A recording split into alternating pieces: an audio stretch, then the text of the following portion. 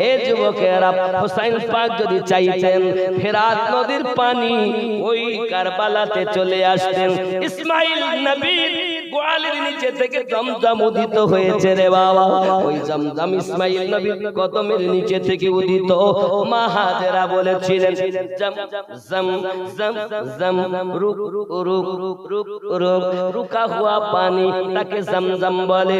যুবক, ইমাম হুসাইন পাক যদি আঘাত করতেন কারবালাতে জমজম উদিত হয়ে যেত।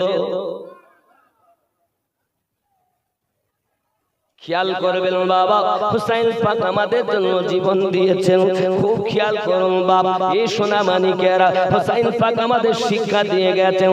আয় আমার নানুর উম্মতারেরা, জেনে রেখে দাও, খবরদার নামাজ যেন তোমরা ছেড়ে দিও না বাবা। হুসাইন পাকের উপরে যখন সীমারের মতো জালিম পাপী হীরার তলোয়ার খানা নিয়ে বুকের উপরে তলোয়ার চালাতে আরম্ভ করেছে গলাতে, ইমাম হুসাইন পাক বলে, জালিম উঠ, তুই আমার গলা কাটতে পারবি না, কারণ আমি শুনেছিলাম আমার বুকের উপরে একজন বসবে আর আমার গলাতে ছুরি চালাবে। জেনে নাও সীমার, আমার নানু, তুমি যে জায়গাতে ছুরি চালাচ্ছ এখান থেকে 56 বছর আগে আমার নানু ওই জায়গাতে চুমা দিয়েছে।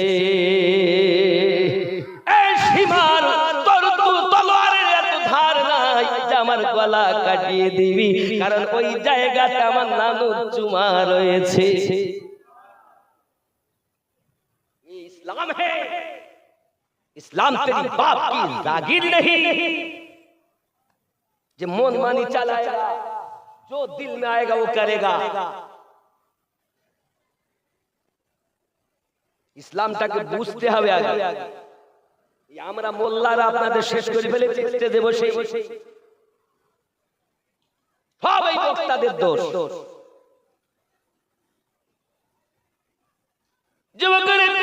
ইমাম হুসাইন পাক রাদিয়াল্লাহু তাআলা আনহু নিজের গর্দানটাকে কাটিয়ে দিয়েছে।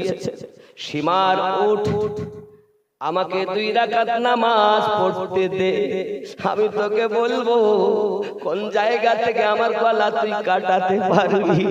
এই আমার নবীর উম্মতানেরা, ইমাম হুসাইন পাক রাদিয়াল্লাহু তাআলা দেহের উপরে তলোয়ারের আঘাত, তীরের আঘাত ছিদ্র হয়ে গেছে, তবু তিনি বলতেছেন আমি 2 রাকাত নামাজ আদায় করে নেই। আমরা ওই হুসাইনের পাগল বলি, এক ওয়াক্ত নামাজ আমরা আদায় করতে চাই না। কেমন করে কিয়ামতের দিন নবীর সামনে মুখ দেখাবো রে বাবা, কেমন করে দেখাবো?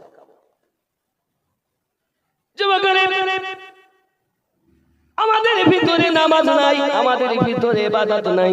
ইমাম হুসাইন পাক বলেন আমার বুক থেকে ওঠ, আমি তোকে বলবো কোন জায়গা থেকে তুই আমার গলা কাটতে পারবি। ওরে আমার বাবাজি, শামসাবাদের জওয়ান যুবকেরা, আমি আপনাদের কাছে হাত জোড় করে বলি, ইমাম হুসাইন পাক যদি এত বিপদের হালাতে নামাজ না ছেড়ে দেয়, আমরা কেন নামাজ ছেড়ে দেব? তাহলে নামাজ ছেড়ে দিলে আল্লাহ পাওয়া যাবে? কথা বলে। মসজিদ এমন সপ্তাহে একদিন মসজিদে যাচ্ছে, হুজুর এরা ভর্তি, শুধু বলে জালসা দে, যত টাকা ব্যয় হবে। জালসা দিয়ে লাভ কি? এটা এত কষ্ট করে জালসা দিয়েছেন মানে শিক্ষার মাহফিল, এখান থেকে শিখতে হবে। ইমাম হুসাইন পাক রাদিয়াল্লাহু তাআলা নিজের গর্দান কাটিয়ে দিয়েছেন। যাই হোক, সীমার উঠে যাওয়ার পর হীরার তলোয়ার খানা আপনার কিনা চালিয়ে যখন গলা নরম কাটতে পারে না, আব্বা তলোয়ারটাকে ছুঁয়ে ফেলে দিয়েছি। সীমার এমন সময় উঠে চলে যায়। ইমাম হুসাইন পাক রাদিয়াল্লাহু তাআলা আনহু আপনার কিনা নামাজের জন্য নিয়ত করেছেন, কিতাব তারিখ সাক্ষী দেয় হুসাইন পাক দাঁড়িয়েছেন নামাজ পড়ার জন্য, কিন্তু রুকু করেছেন, সিজদায় চলে গেছেন, কিন্তু সেজদা থেকে মাথা তুলতে কেউ দেখেননি। নিজের গলা নিজে কাটিয়ে দিলেন নানুর উম্মতকে বাঁচানোর জন্য। ইমাম হোসেন পাক যখন নিজের গলা আপনার কাটিয়ে দিয়েছেন, যুবকরে ভালো করে বুঝে নাও, ওই কারবালার মাটিতে 10ই মুহররমে দিনের বেলাতে ইমাম হোসেন পাকের গর্দান কাটানোর পর সূর্য অস্তমিত হয়ে গেল, অন্ধকার নেমে এলো। বাপরে, আকাশ থেকে যেন রক্তের বন্যা, রক্ত বর্ষণ শুরু হয়ে গেল। যুবকরে কারবালার মাটিতে এমন হালাত দেখা দিয়েছে, ইমামে হোসেন পাক রাদিয়াল্লাহু তাআলা শহীদ হয়ে গেলেন। আব্বাজি আমার, এখন তারা পালি করে কাজ করে। কি কাজ করে? সঙ্গে সঙ্গে তারা বলে এই লাশের উপরে ঘোড়া ছুটাতে হবে।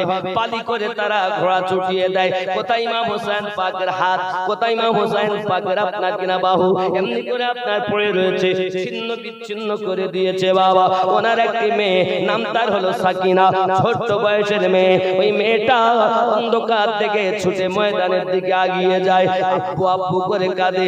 আব্বু গো, গত রাতে আপনার বুকে মাথা দিয়ে শুয়েছি, আজ তো আপনাকে আমি পাই না। আব্বু কোথায়, আব্বু কোথায়? এমন সমাজে এক জায়গায় পড়ে কান্না করতেছেন ইমাম হোসেন পাকের কন্যা। হে যুবকেরা, ওইখানেতে একজন মহিলা, যার নাম হলো হযরতে যায়েনাব। যায়েনাব কে জানেন? যায়েনাব হলো হযরতে ফাতেমা রাদিয়াল্লাহু তাআলা আনহার কন্যা, আলী কারমালুল কারীমের বিটি, ইমাম হোসেনের বোন। হযরতে যায়েনাব একটা ভাঙা তলোয়ার পেয়েছে, তলোয়ার কালা হাতে করে দিয়ে এমনি করে বলে, জালিমের দলেরা কি আছিস আয়, আমি আমার ভাইয়ের দেহের উপরে তোকে আর ঘোড়া ছুটাতে দেব না। বাবা, তারা পালিয়ে যায়। হঠাৎ ডুকরে কান্নার আওয়াজ পেয়েছেন। কান্নার আওয়াজটা যখন পেয়েছে, সঙ্গে সঙ্গে দেখে কে যেন কাঁদতেছে। আগিয়ে দেখে হযরত সাকিনা কাঁদতেছেন। সাকিনাকে কোলে তুলে নিয়েছে। মা তুমি কাঁদো কেন? মা তুমি কাঁদো কেন? ফুফু আম্মা, ও আমার ফুফু আম্মা, আমি আমার আব্বুকে যখন তাবুর ভিতরে পাইনি, আব্বু আব্বু করে কাঁদি। এইখান থেকে আমার আওয়াজ দিয়েছে, মা সাকিনা আয় এখানে, আমি তোর আব্বা হোসাইন কথা বলতেছি। যায়েনাব বলে, আমি তো নিজে দেখে চিনতে পারি না যেটা হোসেন পাকের লাশ, তুমি কেমন করে চিনলে? বলে, আমি চিনেছি আওয়াজে, আমার আব্বা আমাকে এখান থেকে ডাক দিয়েছেন। বোঝা গেল যারা আল্লাহর রাস্তায় শহীদ হয় তারা মরে না, তারা জিন্দা। কোরআনে আল্লাহ পাক বলেছেন, বিসমিল্লাহির রহমানির রহিম, ওয়ালা তাহসাবান্নাল্লাযীনা কুতিলু ফি সাবিলিল্লাহি আমওয়াতান বাল আহইয়াউ ইনদা রাব্বিহিম ইউরযাকুন। যদি বলুন সুবহান। ইমাম হোসেন পাক শহীদ হলেন কারবালার মাটিতে। অনেক ঘটনা, আমি কারবালার পুরো ঘটনা বলবো না, সংক্ষিপ্ত বুঝাবো। এবার তাবুতে আগুন ধরিয়ে দিয়েছে, তাবুতে আগুন ধরিয়ে দিয়েছে। ওই তাবুর মধ্যে একজন ছেলে আছে যার নাম ইমামে জয়নুল আবেদিন। কার ছেলে? হোসাইনের ছেলে। কার ছেলে? ইসলামটা কিভাবে আমাদের কাছে এসেছে দেখে নেন, কে সবাই আপনাকে বলবে না, ভালো করে শুনে নেন, শুনে নেন। ইসলাম বাপের দেওয়া ধর্ম না, আল্লাহর দেওয়া ধর্ম। এখন এই জয়নুল আবেদিনকে যদি পুড়িয়ে জ্বালিয়ে শেষ করে দেওয়া হয়, তাহলে তো আর পুরুষের মধ্যে কেউ বেঁচে থাকবে, নবীর বংশ শেষ। নাকি বলেন? কথা বলেন না কেন? ঠিক কিনা? এখন তাবুর মধ্যে আগুন ধরিয়ে দিয়েছেন। জয়নুল আবেদিন অসুস্থ ছিলেন, আর ওনাকে সব দায়িত্ব ইমাম হোসেন পাক দিয়ে গিয়েছিলেন, আর বলে গিয়েছিলেন, বাবা তুমি এখান থেকে মদিনায় যাবে, সব আমার নানুকে খুলে বলবে, তোমাকে জিহাদের মাঠে যেতে হবে না, তুমি যদি শহীদ হও তাহলে এদেরকে কে দেখবে? জয়নুল আবেদিনকে সব দায়িত্ব দিয়েছিলেন, কিন্তু ইনি অসুস্থ ছিলেন, উঠে দাঁড়াবার ক্ষমতা এনার ছিল না। এখন আব্বা আমার তাবুতে আগুন ধরিয়ে দিয়েছে যাতে জয়নুল আবেদিন পুড়িয়ে যায়। গেলে নবীর বংশ শেষ। ইসলাম কারবালার পরে জিন্দা হয়েছে, কিভাবে হয়েছে সেটাই দেখো। যুবকরা আমার ইমাম হোসেন পাক রাদিয়াল্লাহু তাআলার কলিজার টুকরা জয়নুল আবেদিনকে শেষ করার জন্য তাবুতে যখন আগুন ধরিয়ে দেওয়া হয়েছে, এমন সময় যায়নাব দেখে পৃথিবীর সারা জমিনে কোথায় যাব কোথায় যাব, লাফ দিয়ে আপনার তাবুর ভিতরে প্রবেশ করেছেন। মহিলা হইয়াও শেরে খোদার রক্ত যার গায়, মা ফাতেমা জান্নাতি দুধ পান করে যিনি বড় হয়েছেন তিনি হযরতে যায়নাব সঙ্গে সঙ্গে লাফ দিয়ে ভিতরে প্রবেশ করেছেন। ভিতরে প্রবেশ করার পর কিছুক্ষণ পর নিজের ভাইয়ের দেহটাকে ভাইকে কাঁধে করে নিয়ে তাঁবুর বাইরে এসেছেন। জোরে বলুন সুবহানাল্লাহ। এইবার ইসলাম কিভাবে আসছে দেখো, এইবার ইসলাম আসবে, এর আগে না। ইমাম হোসেন পাক রাদিয়াল্লাহু তাআলা আনহু নিজে শহীদ হয়ে গেলেন। ওনার দেহ মোবারকা নিয়ে, মানে লাশ, মাথাতে বল্লভ ঢুকিয়েছে, মাথায় গলার মধ্যে এখানে বল্লভ ঢুকিয়ে ও চোখল দিয়ে চলে যাচ্ছে। ওই মাথা আল্লাহর কোরআন তেলাওয়াত করছে। কোরআন তেলাওয়াত শুনে গির্জা ঘরের পাদ্রী কলেমা পড়ে ঈমান এনেছে। দেখেন যাচ্ছেন হোসাইন তো কলেমা পড়াতে পড়াতে যাচ্ছেন। এবার ইসলাম আস্তে আস্তে বৃদ্ধি পাচ্ছে। জোরে বলুন সুবহানাল্লাহ। আমি বোঝাতে চাচ্ছি হোসাইন পাক কাটা মাথা নিয়ে যদি ইসলাম ধর্মে থেকে কোরআন না ভুলে, তাহলে আমরা সেই হোসাইনের পাগল হয়ে আল্লাহর কোরআন ভুললে কেমন করে হবে? কথা বলে, কাটা মাথা কোরআন তেলাওয়াত করছে। জোরে বলুন সুবহানাল্লাহ। তাহলে আমাদেরকে আল্লাহর কোরআন তেলাওয়াত ছাড়লে হবে না। জোরে বলুন সুবহানাল্লাহ। আব্বাজি আমার সোনা মানিকেরা, শুধু এতটুকুই নয়, এমনি করে আপনার কিনা গিয়ে গেলেন, আস্তে আস্তে ইসলাম আপনার প্রচার প্রসার শুরু হয়েছে। আমার নবী জবান মোবারকায় বলেছিলেন আমার পরে 12টা ইমাম হবে। কয়টা ইমাম হবে? 12টা ইমাম হবে। আল্লাহর হাবিব বললেন 1 নাম্বার ইমাম আলী, 2 নাম্বার হলো আপনার ইমাম হাসান, 3 নাম্বার ইমাম হুসাইন, 4 নাম্বার হযরত জয়নুল আবেদিন, 5 নাম্বার ইমাম মুহাম্মদ বাকের, 6 নাম্বার ইমাম জাফর সাদিক, 7 নাম্বার ইমাম মুহাম্মদ কাসিম, আপনার 8 নাম্বার ইমাম আলী রাজা, হে বাবা 9 নাম্বার ইমাম তাকি আলী, 10 নাম্বার ইমাম নাকি আলী, 11 নাম্বার ইমাম হাসান আসকানি, 12 নাম্বার ইমাম মেহেদী।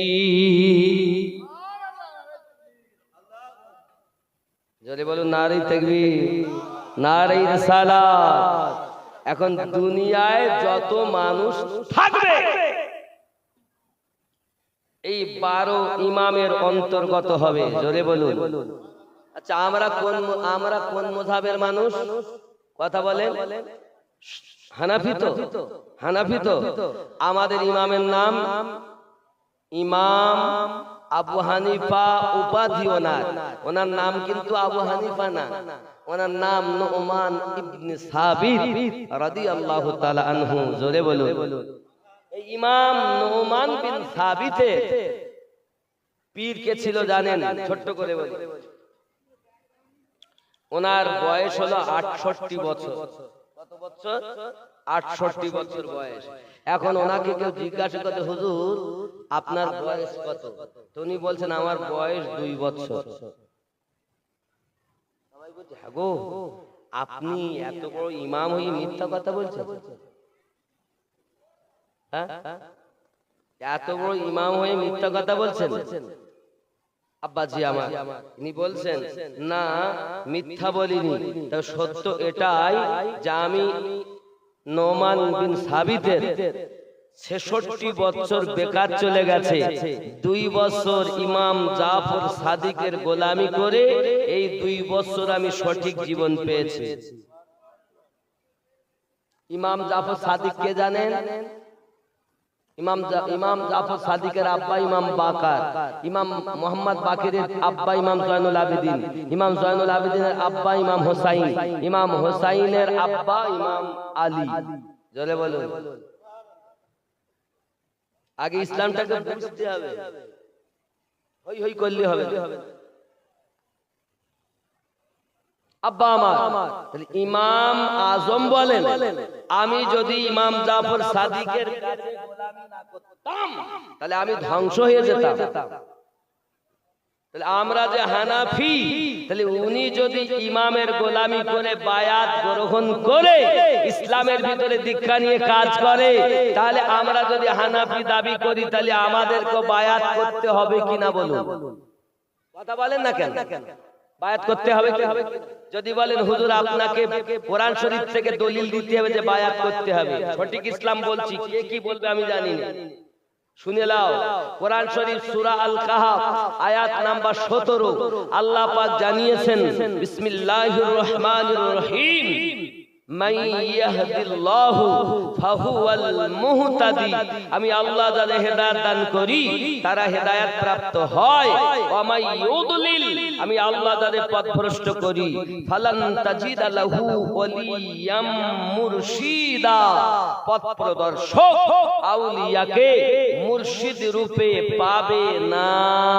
তাহলে আল্লাহ যাদের হেদায়েত দেয় তারাই মুর্শিদ পায়, এটাই কোরআনের ফয়সালা। জোরে বলুন। কোন সূরায়? সূরা আল কাহাফে আয়াত নাম্বার 17। তাহলে আল্লাহ পাক বলেছেন আমি যাদের হেদায়েত দেই তারা হেদায়েত পায়, আর আমি আল্লাহ যাদের পথভ্রষ্ট করি পথ প্রদর্শক আউলিয়াকে মুর্শিদ রূপে পাবে না। তাহলে মুর্শিদ পেল যারা হেদায়েত প্রাপ্ত তারা, এটা আল্লাহর বাণী। জোরে বলো। আব্বা আমার, এই মুর্শিদের জায়গায় গেলে আবার অনেক কথা। জগৎ আবার দেখুন, এ ভূমণ্ড ভরেছে ভণ্ড পীরে রে, এ ভূমণ্ড ভরেছে ভণ্ড পীরে। আছে না নাই? নবীজি মুখের বাণী আসিলে ঘর কলি, ঘরে ঘরে দেখা দিবে সহশত অলি। নবীর কথা গেছে ফলি দেখি ধীরে ধীরে রে, ভূমণ্ড ভরেছে ভণ্ড পীরে রে, ভূমণ্ড ভরেছে ভণ্ড পীরে। কি ভাই আপনাদের মতো আলেম তো আমার পাশে দরকার, হলি তো আমার বলতে ভালো লাগে। সুবহানাল্লাহ। পিছনে গিয়ে বসে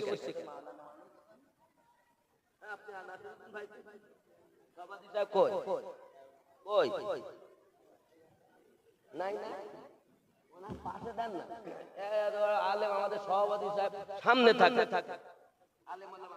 পাশে থাকেন। আচ্ছা আমি কি আমি গল্প করছি? আমি গল্প করেছি? কোরআন হাদিসের কথা বলেছি। এখন বোঝা আপন আপন পাশে আসে, লাভ আছে। আলেম ওলামা থাকলে ওয়াজ নসিহত করতে ভালো লাগে। আমার যদি ভুল হয় তো বলি দিলে আমি সংশোধন করলাম, ঠিক কি না বলেন?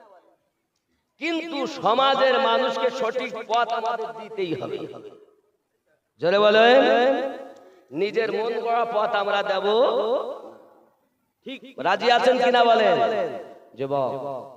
এখন এইখানে যে বলেছিলাম সিরাতাল্লাযীনা আন'আমতা আলাইহিম,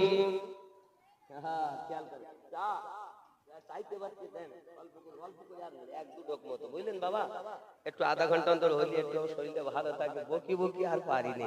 একটু দরুদ আল্লাহুম্মা সাল্লি আলা সাইয়্যিদিনা ওয়া মাওলানা মুহাম্মদ ওয়া আলা আলি সাইয়্যিদিনা ওয়া মাওলানা মুহাম্মদ। জামানা দিওয়ানা ও গো মামিনা, তোমার লালের নাই তুলনা মাগো, তোমার লালের নাই তুলনা। জোরে হবে সুবহানাল্লাহ। নবীর তুলনা নাই, আছে? জামানা দিওয়ানা ও গো মামিনা, তোমার লালের নাই তুলনা মাগো, তোমার লালের নাই তুলনা। মেঘে মাথায় ছায়া করি রোদ না লাগে গায়, গরম মরু পায়ের তলায় শীতল হয়ে যায়। নুরানি বদনে হাওয়া চলে সংসনে, খেজুর পাতায় খিলায় সব ডানা মাগো, তোমার লালের নাই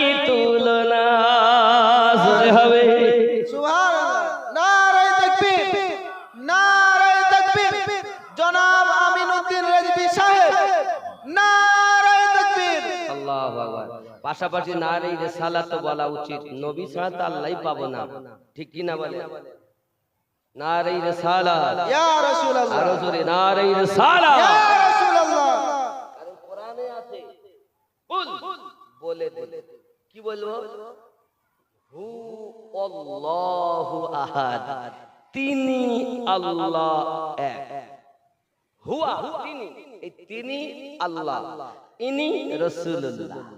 এই ইনি পেলে এনার মাধ্যমে এনার বলাতে তিনি পাবো, তিনি আল্লাহ, ইনি রাসূলুল্লাহ। ইনি কেমন?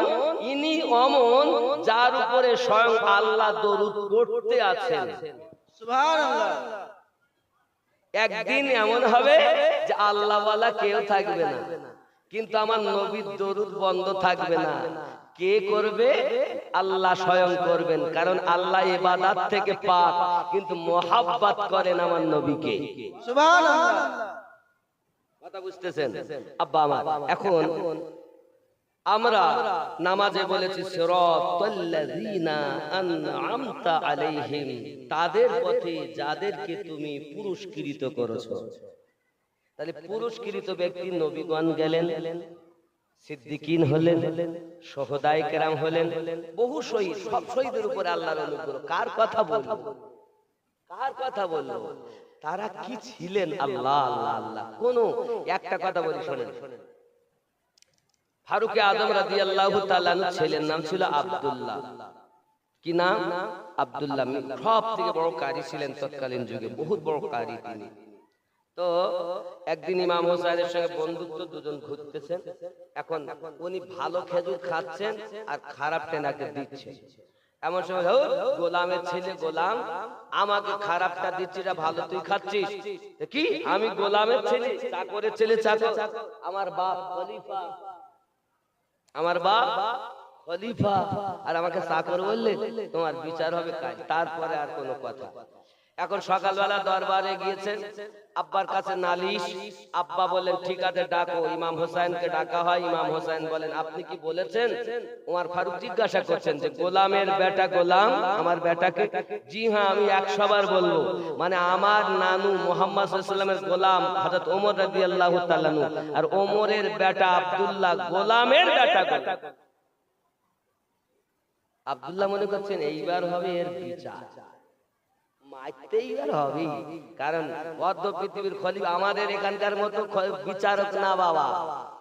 আমাদের যদি শামসাবাদের হিসাব করা যায়, যার বগলে এতটা ইট ও আর একজনের বিচার করে, ও বলে তোর বগলে ইট দেখা যাচ্ছে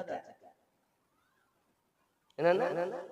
আর নরেন্দ্র মোদীর কথা তো বলবেন না, দেখবেন খুব অতি শীঘ্র আল্লাহর গজব ওর উপর পতিত হবে।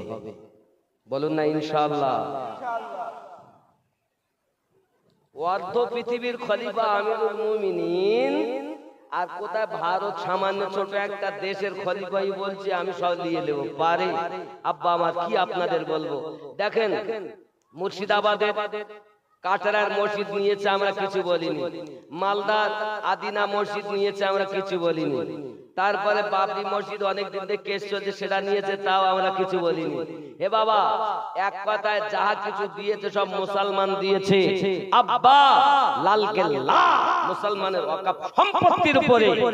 কলকাতা রবীন্দ্রনাথ যে আপনার এয়ারপোর্ট, হে যুবক ভালো করে আপনি কলকাতা এয়ারপোর্টটা মুসলমানের ওয়াকফ সম্পত্তির উপরে। 6,40,000 একর জমি মুসলমানের। ভারতে মুসলমান দেয়নি কি? এক এক করে বদলে আমরা মাথা খারাপ বদমাইশ। তো যাক, আমি ওদিকে যাই না, কোরআন হাদিসের কথা বলি। আপনারা সবাই জানেন, অবগত আছেন যে জালিম সরকার থেকে আল্লাহ যেন আমাদের হেফাজত করে। জোরে বলি আমিন। আমরা আমাদের মসজিদ দেব না, জীবন থাকতে দেব। তবে আপনারা শান্ত হন, ইয়ে হইলো বলে দেখেন ওর হালাত কি হচ্ছে। দেখেন, হয় কুত্তা হবে নইলে গিরগিটিও যাই একটা হবেই। কোন আল্লাহর নেক বান্দার দোয়া একবার পড়বে শেষ, চিন্তা নেই। খামোশ হন। আমরা এখন নিজেরা আমল করব, নিজেরা দলাদলি ছেড়ে দেব। কেউ শিয়া, কেউ দেওবন্দি, কেউ কাদিয়ানি, কেউ লামোঝাবি, কেউ সুন্নি, কেউ হুরহুরা, কেউ বেরিলি, মাথা গরম করে দেবে সব সমাজকে। কিন্তু আমাদের এই যে একটা মতভেদ, এটা আপন জায়গায়। আমরা এখন সব কলেমার ভাই সমান, ঠিক কিনা বলে? মুসলমান আমরা সবাই এখন এক। হোক না কেন সে ভারত সুন্দরবন জঙ্গলের, এখন আর কাদিয়ানি ফুরফুরা বেরিলি সব নাই, আমরা সব ভাই ভাই। ঠিক, এই জোরে বলেন ঠিক কিনা? তবে আমি কেন বুঝাচ্ছি, আমরা এই যে আপনাদের হ্যান্ডেলটা ছাপিয়েছেন, আমার বড়ই খুব ভালো লাগছে। তা বাবা, আমার বাবাদেরকে একটা সঠিক পথ দেওয়া দরকার, কি বলেন হুজুর? এই জন্য বলছি। আসুন তাহলে আমি কি বলছিলাম, আপনারা বুঝেছেন। পৃথিবীর জমিনে আমরা বলেছি সিরাতাল্লাযীনা আন'আমতা আলাইহিম, আল্লাহ নিয়ামত প্রাপ্ত ব্যক্তিদের দল। তাহলে নবী, সিদ্দিক, শুহাদা কেউ নেই। এখন বিচার ওমর রাদিয়াল্লাহু তাআলা বলেন, আয় হুসাইন জি, আপনি এটা লিখে দিতে পারবেন? হ্যাঁ পারবো। এখন উনি একটা কাগজে লিখে দিলেন, আমার নানু মুহাম্মদ সাল্লাল্লাহু আলাইহি ওয়াসাল্লাম, তার গোলাম ওমর ফারুক রাদিয়াল্লাহু তাআলা, তার বেটা আব্দুল্লাহ, গোলামের বেটা গোলাম, ইতি হুসাইন।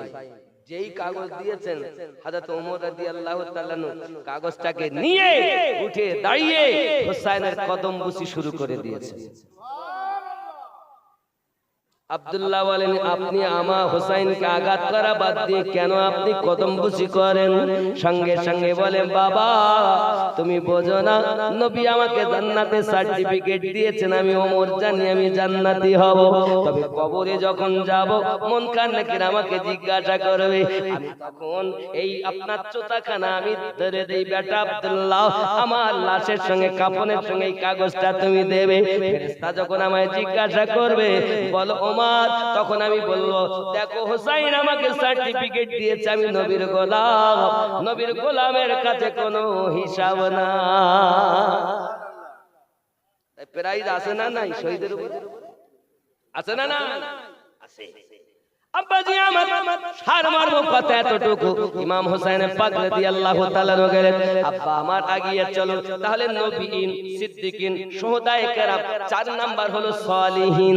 আমরা নামাজ পড়ি, নামাজের ভিতরে বলি আসসালামু আলাইকা আইয়ুহান নাবিয়্যু ওয়া রাহমাতুল্লাহি ওয়া বারাকাতুহু, আসসালামু আলাইনা ওয়া আলা ইবাদিল্লাহিস সালিহিন। আমার আল্লাহ পাক বলেছেন 4 নম্বরে নিয়ামত দিয়েছেন নেককার ব্যক্তিদের উপরে। জোরে বলুন। তাহলে বোঝা গেল এই নেককার ব্যক্তিদের পথ সোজা, সরল, সঠিক পথ। জোরে বলুন। নেককার ব্যক্তিদের পথ সোজা পথ, সঠিক পথ, সরল পথ। এই পথে চললে আল্লাহ পাওয়া যাবে। দেখবেন এই নেককার ব্যক্তি তারা, আল্লাহওয়ালা যারা, নবীওয়ালা যারা। এখন আমি আমিনুদ্দিন আপনাকে নামাজের শিক্ষা তো দেব, কিন্তু নামাজের ভিতরে যারা আপনার গুরুত্ব রয়েছে, এখনো শরিয়াতের নামাজ। হে বাবাজি, শরিয়াতের নামাজ যে পড়ে সে হলো ফাসিক, শুধু তরিকার নামাজ যে পড়ে সে হলো আপনার কিনা জালিম। হে যুবকেরা আমার, শুধু শরিয়াত দিয়ে নামাজ হয় না, শরিয়াত, তরিকত, মারিফাত, হাকিকাত 4 মিলে হয় আল্লাহর ইবাদত। কোরআন শরীফে 6666টা আয়াত আছে, 6666 আয়াত আছে, মতান্তরে 6242টি আয়াত। যুবকরা আমি আপনাদের বোঝাতে চাচ্ছি 6666 আয়াত।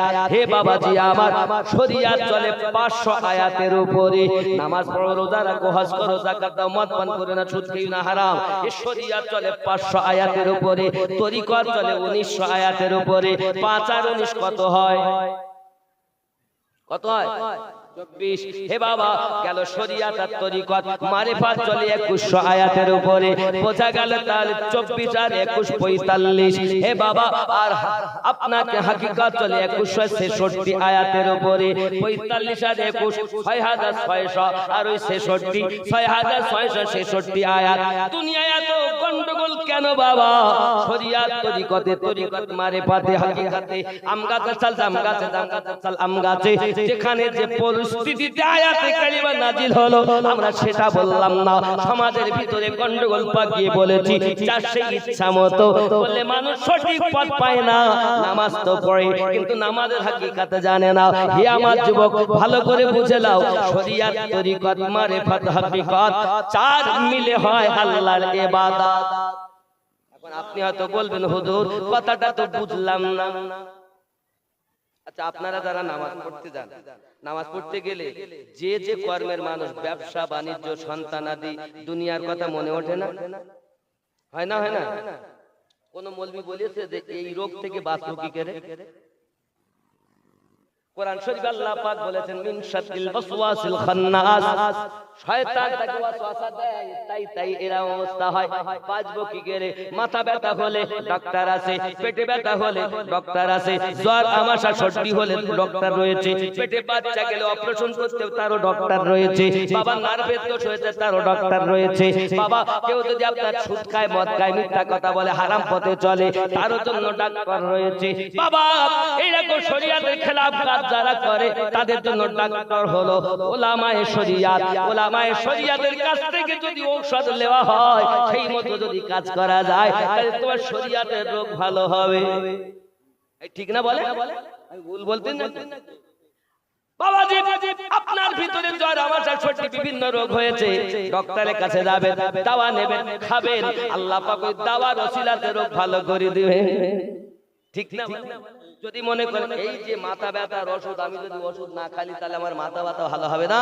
তাহলে ওষুধ খাওয়া হারাম ভালো করে বলেন ইসলামের নাম ঔষধ তোমার ভালো করে না ভালো করে আল্লাহ ঔষধ হলো বাহানা ওসিলা জোরে বলুন বুঝতে পারছেন আমার কথা নাকি আমি কি খারাপ কথা বলতে যে আপনাদের মনে হচ্ছে ইসলামকে বুঝতে অসুবিধা হচ্ছে ইসলাম ধর্মটা বুঝতে অসুবিধা হচ্ছে আব্বাজি আমার এবার আপনাদের মাথায় আমি ঢুকাই 3 নাম্বার রোগ হলো মানুষের নামাজে যায় মন বসে না মন মাঠে থাকে খাটে থাকে এই জন্য তো আমি গজলে বলেছি মন তুই ধরলি নামাজ পড়লি নামাজ সারা জীবন ভোর নামাজ হইল না রে তোর নামাজে নিলি না খবর মন তুই ধরলি নামাজ পড়লি নামাজ সারা জীবন ভোর নামাজ হইল না রে তোর নামাজে নিলি না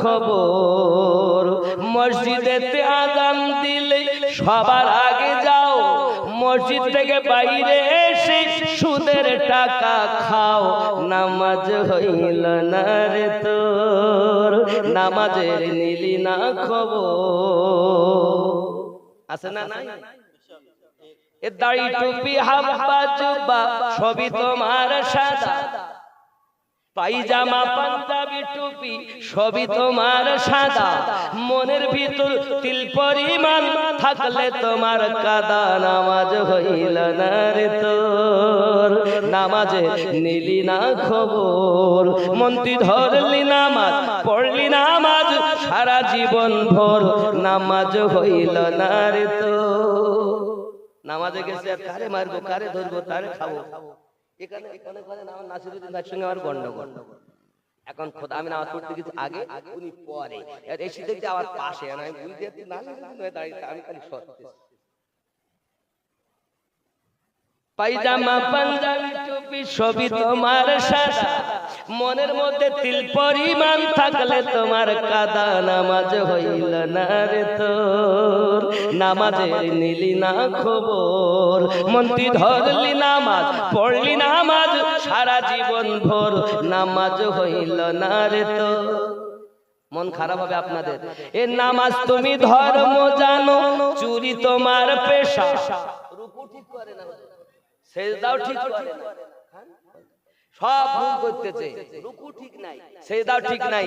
নামাজ তুমি ধর্ম জানো, হুজুর চুরি তোমার পেশা, ওই নামাজ তোমার কবুল হবে কেমনে করলে আশা? নামাজ হইল না রে তোর, নামাজে নিলি না খবর। এ নামাজের ভিতরে তোমায় মশায় কামড় দিলে, মশা তুমি আগে মারো, রুকু সেজদা ফেলে নামাজ হইল না রে তো। আছে না? আলহামদুলিল্লাহি রাব্বিল আলামিন আর রহমানির রহিম মালিকি ইয়াউমিদ্দিন ইয়াকা না'বুদু ওয়া ইয়াকা নাস্তাঈন। এই নামাজের ভিতরে তোমায় মশায় কামড় দিলে, মশা তুমি আগে মারো, রুকু সেজদা ফেলে নামাজ হইল না রে তোর, নামাজে নিলি না খবর। মন তুই ধরলি নামাজ, পড়লি নামাজ সারা জীবন ভোর, নামাজ হইল না রে তোর, নামাজে নিলি না খবর। আল্লাহুম্মা সাল্লি আলা সাইয়্যিদিনা ওয়া মাওলানা মুহাম্মদ ওয়া আলা আলি সাইয়্যিদিনা মাওলানা মুহাম্মদ। বন্ধুরে নামাজ হবে না কেন? কেমন করে তোমার নামাজ হবে? এই যুবকেরা, আমার নবী তো জানিয়েছেন নামাজ পড়বে তুমি তোমার রবকে দেখো, নামাজ পড়ো। যদি এত আমল না থাকে, তোমার রব তোমাকে দেখতেছে, সেই হিসাবে তুমি নামাজ আদায় করো। তোমার তো তেমনও নামাজ আদায় হচ্ছে না, এখন তোমার নামাজ হবে কেমন করে? যুবক আমার, সঠিক ইসলামটা আপনি বুঝে যান। এই নামাজের ভিতরেই তো আপনি বলেছেন সিরাতাল লাযিনা আন'আমতা আলাইহিম, আল্লাহ তাদের প্রতি আমাদের চালিত করো যাদেরকে তুমি পুরস্কৃত করেছ। লা ইলাহা ইল্লাল্লাহ, লা ইলাহা ইল্লাল্লাহ, লা ইলাহা ইল্লাল্লাহ, লা ইলাহা ইল্লাল্লাহ, লা ইলাহা ইল্লাল্লাহ, লা ইলাহা ইল্লাল্লাহ মুহাম্মাদুর রাসূলুল্লাহ সাল্লাল্লাহু আলাইহি ওয়াসাল্লাম। আপনার আমার নামাজের ভিতরে মজা লাগে না। আমার নবীর স্ত্রী আম্মা আয়েশা রাদিয়াল্লাহু তাআলা আনহা বর্ণনা করেন, একদা আমার দয়াল নবী কোথা থেকে হঠাৎ করে বাড়ির ভিতরে আসলেন, যায় নামাজের পাটি পেতে নিয়েছেন। নামাজের পাটি পেতে নেওয়ার পরে রাসূল আমার দাঁড়িয়ে গেছেন নামাজ পড়ার জন্য। আমার নবী দাঁড়িয়ে দাঁড়িয়ে চোখ দিয়ে পানি ঝরতেছে, অজার নয়নে কাঁদতেছেন। আমি আয়েশা রাদিয়াল্লাহু তাআলা আনহা বেকারার হয়ে গেলাম, এমন করে নবী আমার কান্না করেন কেন? দাড়ি মোবারক ভিজিয়া টপ টপ করে পানি ঝরে গো। আমি আয়েশা বড় বেকারার হয়ে গেলাম, নবী কেন এমন করে কান্না শুরু করে দিয়েছেন? আব্বাজি আমার সোনা মানি, আমরা নামাজে দাঁড়িয়ে সংসারের চিন্তা করি, ব্যবসার চিন্তা করি, আমার দয়াল নবী নামাজে দাঁড়িয়ে উম্মতের জন্য কাঁদতেছেন, দাড়ি মোবারক ভিজে যায়। ওরে যুবক, নামাজ হবে তার দিলে গাথা আল্লাহ যা। সুবহানাল্লাহ, নারায়ে তাকবীর, নারায়ে তাকবীর, ইয়া রাসূলুল্লাহ, নারায়ে রিসালাত, ইয়া রাসূলুল্লাহ, নারায়ে ইসালাত, নারায়ে ইসালাত, ইয়া রাসূলুল্লাহ। জনাব মাওলানা আমিনউদ্দিন রেজভী সাহেব। অত নাম বলতে আমি সব জানি, চেনা বাবা ওইতে লাগবে না। কি বলেন? এমনি সামনে মোবাইলে দেখি সব পুরানো হয়ে গেছে। যুবক, তাহলে কি বুঝলেন?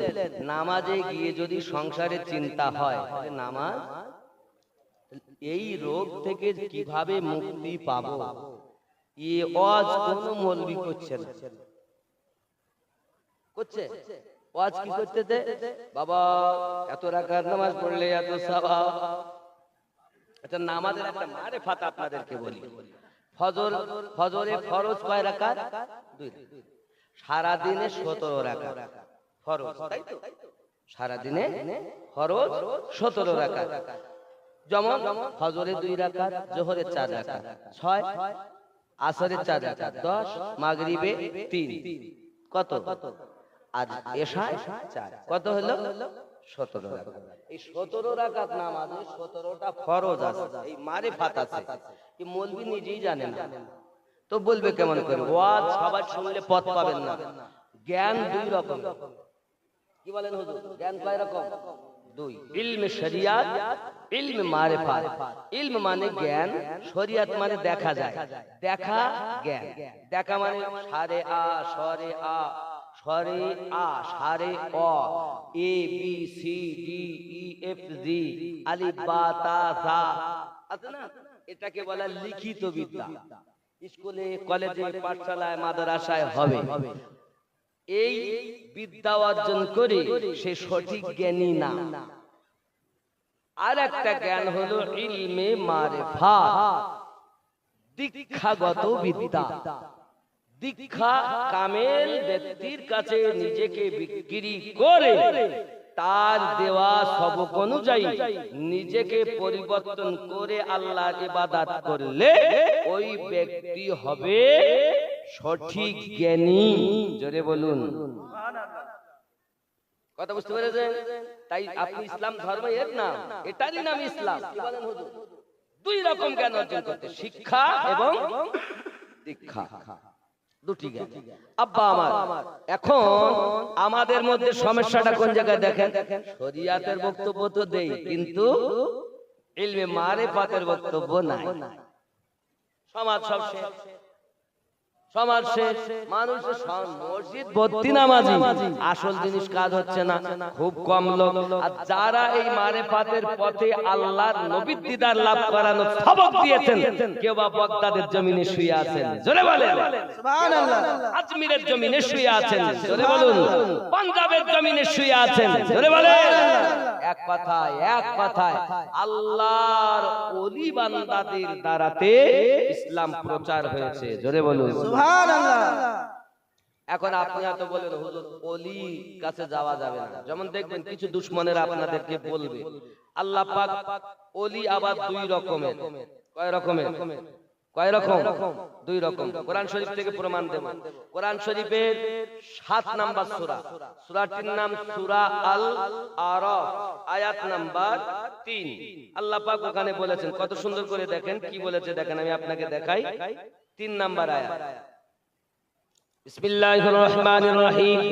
ভুল বললে বলবেন, ইত্তাবিউ মা উনজিলা ইলাইকুম মির রাব্বিকুম ওয়া লা তাত্তাবিউ মিন দুনিহি আউলিয়া কলিলাম মা তাযাক্কারুন।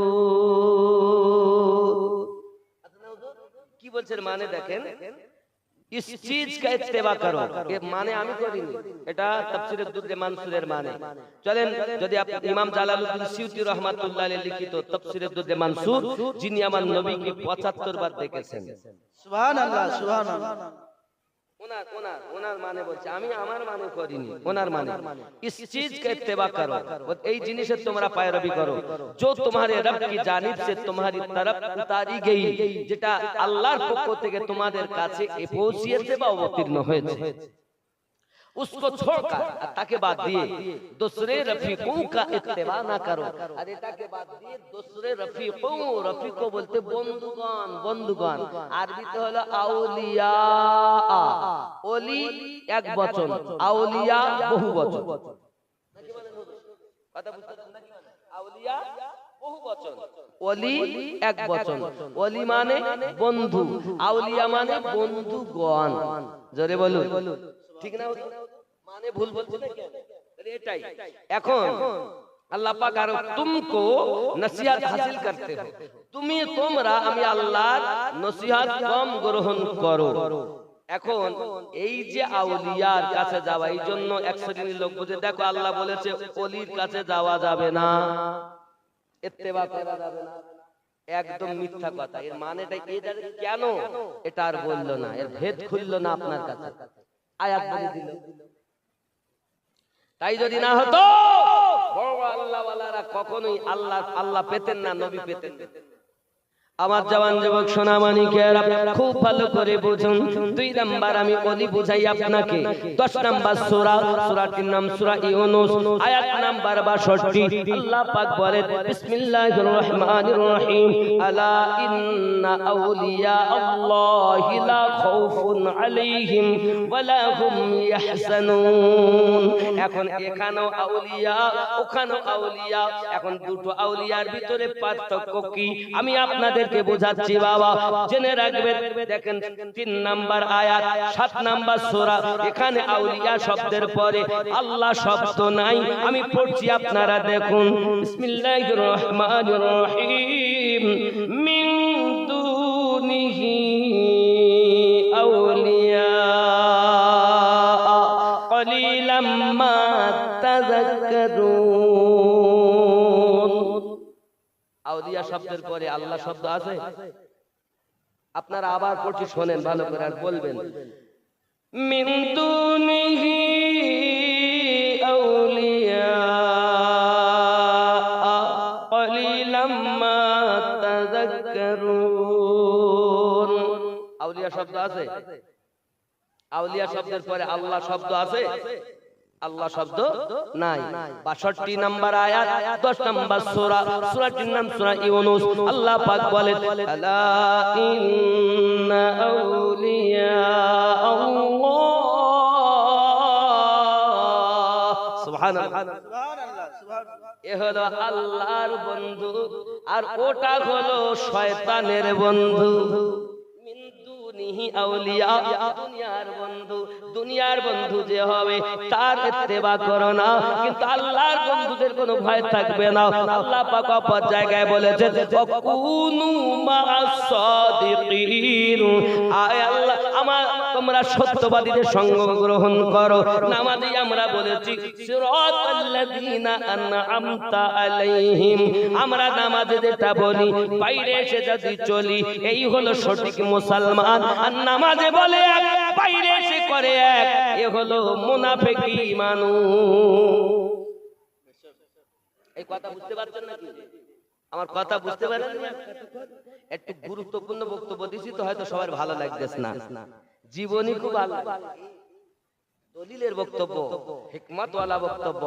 জীবনে পৃথিবীর সরজমিনে আমাদেরকে বুঝতে হবে, তাহলে ইসলাম হলো এমন শান্তিময় ধর্ম, হলো এমন যে নামাজে যায় আল্লাহ পাকের দিদার লাভ করে। ই আমার জওয়ান যুবকেরা, শুধু এতটুকুই আপনাদের মাথার ভিতরে আপনি ঢুকিয়ে নেন, নামাজ হবে তার। আল্লাহ ও নবীর গোলাম হলো যারা, প্রকৃত জান্নাতি মানুষ হলো তারা। সুবহানাল্লাহ। নাকি? এখন আমাদের ঠিক করতে হবে আমরা নামাজটা কিভাবে পড়বো। এই রোগের ঔষধ দেবে আল্লাহর ওলি। এখন আমি একজন মানুষ, আমি কি মানুষ? আমি মানুষ না গরু? বলেন মানুষ তো নাকি? মানুষ তো, গরু না তো, আমি কুত্তাও না, আমি মানুষ তো। হ্যাঁ, কেমন মানুষ একটুখানি কোরআন শরীফ থেকে বলি। কোরআন শরীফের 7 নাম্বার সূরা, সূরাটির নাম সূরা আল আরাফ, আয়াত নাম্বার 178 ও 79। কিরকম মানুষ বলবো নাকি? আমি আজকে কোরআন হাদিসের বাইরে আমি কিছু বলিছি এত সময় ধরে? 2 ঘন্টা হতে যাচ্ছে। এবার বলো কালেকশন হবে। জোরে বলুন সুবহানাল্লাহ। খুব ভালো করে বুঝুন, মহান আল্লাহ পাক আল্লাহ তাআলা ভালো করে আমাদেরকে বোঝার তৌফিক দান করুন। ভালো করে বুঝুন, আল্লাহ পাক জানাচ্ছেন বিসমিল্লাহির রহমানির রহিম, মান ইয়াহদিল্লাহু ফাহুয়াল মুহতাদি। আমি আল্লাহ যার হেদায়েত দান করি তারা হেদায়েত প্রাপ্ত হয়। ওয়া মান ইউদ্লিল ফাউলাইকা হুমুল খাসিরুন। আমি আল্লাহ যাদের পথভ্রষ্ট করি তারা ক্ষতিগ্রস্তদের অন্তর্ভুক্ত। ওয়ালাকাদ আমি আল্লাহ পাক জিন জাতির জন্য, মানব জাতির জন্য জাহান্নাম তৈরি করে রেখেছি। আমি চিন্তা করি আল্লাহ তুমি জাহান্নাম বানিয়েছো কেন? আল্লাহ পাক বলেন লাহুম কুলুবুল্লাহু লা ইয়াফকাহুনা বিহা। আমি আল্লাহ তাদের অন্তর দিয়েছি, অন্তর দিয়ে চিন্তা ভাবনা করে না। মন দিয়েছি কিন্তু চিন্তা ভাবনা করে না। আল্লাহ পাক আরো বললেন ওয়ালাহুম আয়ুনুল্লাহ ইবসিরুনা বিহা। আমি আল্লাহ পাক চোখ দিয়েছি, চোখ দিয়ে দেখো দেখে না। আল্লাহ পাক আরো বললেন ওয়ালাহুম আযানুন লা ইয়াসমাউনা বিহা, আমি আল্লাহ পাক তাদের কর্ণ দিয়েছি কিন্তু শোনে না। কথা বুঝতেছেন? আমি বলি না, আল্লাহ বলেছেন। আরো কি বললেন? উলাইকা কাল আনআম, তারাই হলো চতুষ্পদ জন্তু। তারা কি এখন আমি আমাকে দিয়ে বলি আমি কুত্তা, আমি গরু, আমি ঘোড়া, আমি কি? ভালো করে আল্লাহ পাক বলছেন উলাইকা কাল আনআম, তারা চতুষ্পদ জীব।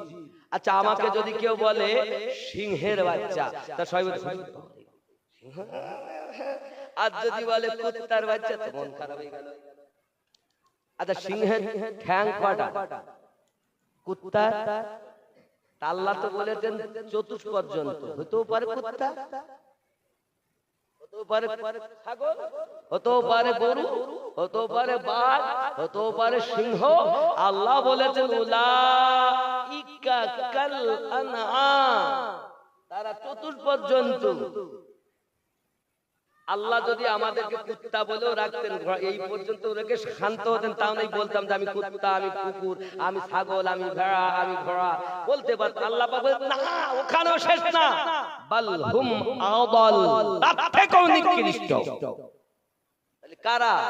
মন দিয়েছে, মন দিয়ে চিন্তা ভাবনা করে না, চোখ দিয়েছে দেখেও দেখে না, কান দিয়েছে শুনেও শোনে না, তারাই হলো চতুষ্পদ জন্তু। তাহলে আমাকে বলেছেন আমিনউদ্দিন, আমাকে চিনেছেন কি বলে? আমিনউদ্দিন। এ দুটি হাত, দুটি চোখ, দুটি কান, মাথা, ঠোঁট, দাঁত, জিভ, আলজিভ, গোয়ালা, বুক, পেট, পিঠ, আপনার টাং, আমিনউদ্দিন কই? এরপর কেটি যদি ফেলো, এটা হলো কলজি, এটা হলো ফেফড়া, এটা হলো দিল, এটা নাড়ি, এটা ভুঁড়ি, তা আমিনউদ্দিন কই? এই ভালো করে বোঝেন আমার কথা, খুব মূল্যবান বক্তব্য, বোঝার লোক এখন কম, শরিয়াতের লোক পাই, হাকিকাতে মানুষ পাই কম। আজকে আমার যেন কি মনে হলো আপনাদের গ্রামটা এসে, যে আমি আজ একটু শরিয়াত মারেফাত হাকিকাতের বক্তব্য রাখি, মানুষ যেন আল্লাহ আল্লাহ রাসূলের সঠিক জিনিসটা বোঝে। ওয়াজ জীবনী তো বহু শুনছেন, নেট খুললেই অবাক, যা চান তাই পাবেন, কিন্তু এই যে কথা আমি বলছি এগুলো সব জায়গায় পাবেন না। ভালো করে শোনেন, ভালো করে শুনে নেন আব্বা আমার। তাহলে আমরা আল্লাহ পাক আল্লাহ তাআলা আমাদেরকে মানুষ সৃষ্টি করেছেন, আমরা মানুষ। আমি আমিনউদ্দিন, নাম জানেন আমিনউদ্দিন, তা আমিনউদ্দিন কই? আল্লাহ আমাদের সৃষ্টি করেছেন শ্রেষ্ঠ জীব। আল্লাহ বলেন ওমা খালাকতুল জিন্না ওয়াল ইনসা ইল্লা লিয়াবুদুন, মানব ও জিন জাতিকে সর্বশ্রেষ্ঠ করে আমার ইবাদতের জন্য সৃষ্টি করেছি। ইবাদত শুধু নামাজ পড়া, রোজা রাখা না, রাস্তায় ভালো নিয়তে সরিয়ে একটা পাথর সরিয়ে দেওয়া ইবাদত। আল্লাহ বলেন ফাদখুলি ফি ইবাদি ওয়াদখুলি জান্নাতি, জোরে বলুন সুবহানাল্লাহ। আমার জওয়ান যুবক সোনা মানিকেরা ভালো করে ব্রেনের ভিতরে নেন। এখন আমাদেরকে 10টা জিনিস দিয়ে আল্লাহ সৃষ্টি করেছেন। কয়টা? কয়টা? 10টা। আব্বা আমার আগুন, পানি, মাটি, বাতাস, নাফসে আম্মারা, এই হলো আলামে খলক থেকে আল্লাহ নিয়েছেন। এই 5টি জিনিস আলামে খলক, আর 5টি হলো কলব, রূহ, সির, খফি, আকফা, এই 5টি হলো আলামে আরা। হে যুবকেরা আমার, এখন কলব বাম স্তনে 2 আঙ্গুল নিচে, রূহ ডান স্তনে 2 আঙ্গুল নিচে, 2 স্তনের মিডলে হলো আপনার লতিফায়ে সির, কপালে হলো খফি, মাথার তালু হল আকফা, কলব, রূহ, সির, খফি, আকফা, এই 5টি লতিফা চিন্তা যে করবে ওই ব্যক্তি জান্নাতি হবে। অন্তরের রোগ আছে 14টা, কলবের রোগ কটা? কলবের রোগ কটা? 14টা। শুনে নাও, শুনে নাও, প্রত্যেকটা আল্লাহর কোরআন থেকে আপনাদেরকে আমি বলবো, প্রত্যেকটা। এই কলবের রোগের ঔষধ এখন কোনো মৌলভিও দেয় না, আর আমরা পাইও না। কারণ কি?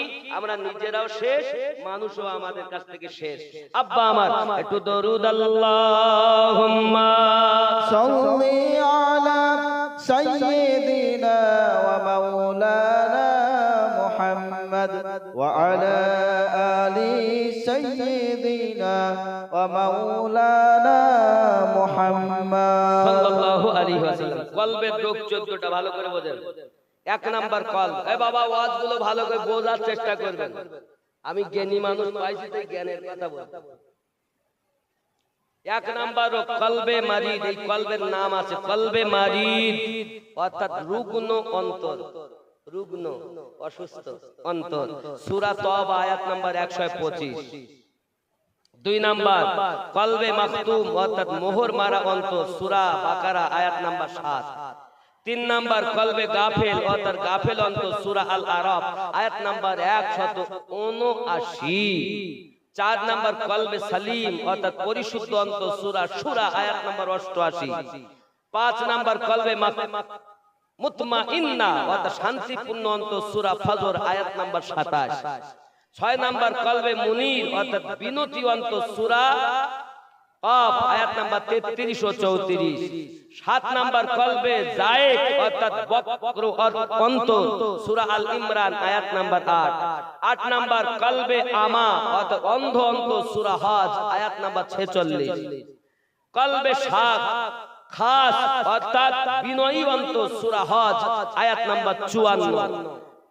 10 নাম্বার কলবে কাসি, অর্থাৎ কঠিন অন্তর, সূরা আনআম আয়াত নাম্বার 43। 11 নাম্বার কলবে মুকাফফাল আয়াত, অর্থাৎ তালা মারা অন্তর, সূরা মুহাম্মদ আয়াত নাম্বার 24। 12 নাম্বার কলবে মাসনুন, অর্থাৎ পর্দা পড়া অন্তর, সূরা আনআম আয়াত নাম্বার 25। 13 নাম্বার গালিজুল কালব, অর্থাৎ কঠোর অন্তর, সূরা ইউনূস আয়াত নাম্বার 88। 14 নাম্বার কলবে মারিন, অর্থাৎ জং ধরা অন্তর, সূরা মুতাফফিফিন আয়াত নাম্বার 13। এই 14 রকমের কলব আছে এবং তার রোগ আছে। এই রোগ থেকে মুক্ত কলবকে বানাতে গেলেই কামেল মুর্শিদের দরকার। আর এই কলবে আল্লাহ প্রতিষ্ঠিত হবে, কারণ ইসলামের স্তম্ভ 5টি।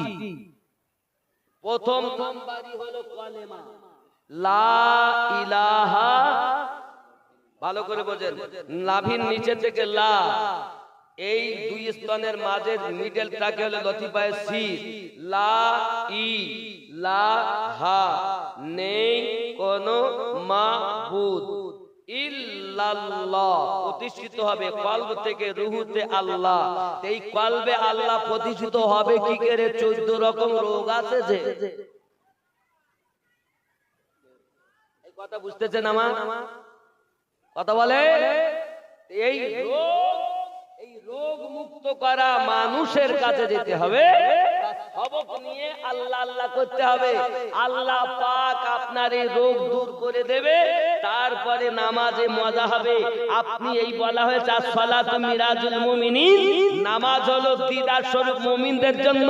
তো যার কলব রোগ থেকে মুক্ত হয়েছে, ওই ব্যক্তির নামাজ আল্লাহর মিরাজ হয়েছে। সুবহানাল্লাহ। নইলে ঠোকা সার আর মসজিদে যাওয়া সার। এই কথা বুঝতেছেন? এই জন্য হিন্দু যারা আছে তারা বলে গুরু ধরো, আর মুসলমান যারা আছে এরা বলে পীর ধরো। তাই ভণ্ড ধরলে হবে না? বলো ভণ্ড ধরলে খাঁটি আল্লাহওয়ালা ধরতে হবে, যার সম্পর্ক নবীর সাথে, আল্লাহর সাথে, তাকে ধরলে আল্লাহ ও নবী পাওয়া যাবে। কথা বুঝতে পেরেছেন? আমি যেসব কথাগুলো বললাম আপনাকে আগে হিসাব করতে হবে। যে পীরের হাতে বায়াত হওয়ার কথা আপনার আল্লাহ পাক আল্লাহ তাআলা জানিয়েছেন। আল্লাহ নিজেই বলেছেন, আমি সূরা কাহাফের কথা বলেছি। তাই হিন্দুরা বলে গুরু ধরো, আমরা বলি পীর ধরো।